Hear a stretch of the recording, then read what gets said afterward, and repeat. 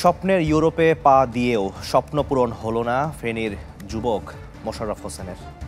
সম্প্রতি ইতালি যাওয়ার উদ্দেশ্যে ভিসা নিয়ে এসেছিলেন ইউরোপের নন সেনজেন দেশ সার্বিয়ায়।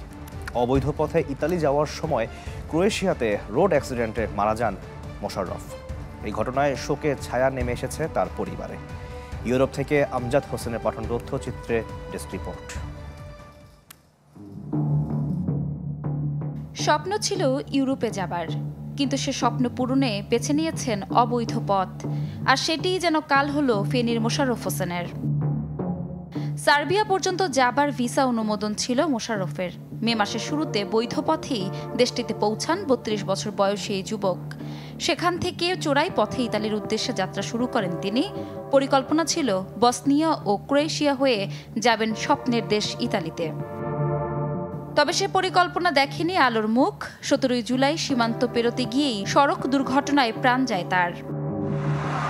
মোশাররফের মরদেহটি উদ্ধার করে ক্রোয়েশিয়ার পুলিশ। প্রথমে পাঠানো হয় জাগরেব শহরের কুতিনা থানাতে, পরে ময়না তদন্তের জন্য নেওয়া হয় হাসপাতালে। বর্তমানে সেখানেই আছে তার মরদেহ। মোশাররফের অকাল মৃত্যুতে শোকের ছায়া নেমে আসে তার পরিবারে। দ্রুত মরদেহ ফিরিয়ে আনার আহ্বান তাদের। ওরা বলতেছে আমার ভাই রোড অ্যাক্সিডেন্টে মারা গেছে ক্রোয়েশিয়া জাগরিব নামক স্থানে।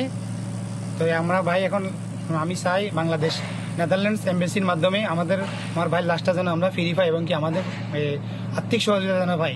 একজন বাংলাদেশি হিসাবে, তার কাজিন হিসাবে সরকারের কাছে বিনীত অনুরোধ করছি যাতে দ্রুত সময়ের মধ্যে তার লাশটা বাংলাদেশে প্রেরণ করা হয়।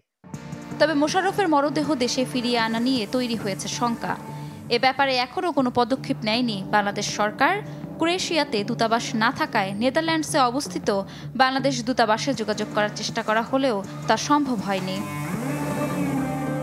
এবারই প্রথম নয়, চলতি মাসেই আরও একবার এমন অকাল মৃত্যু দেখেছে দেশটি। কিছুদিন আগেই একইভাবে সার্বিয়া থেকে ইতালি যাওয়ার পথে অসুস্থ হয়ে প্রাণ হারান কুমিল্লার বাসিন্দা Zahidul Islam. Desk report, channel 24।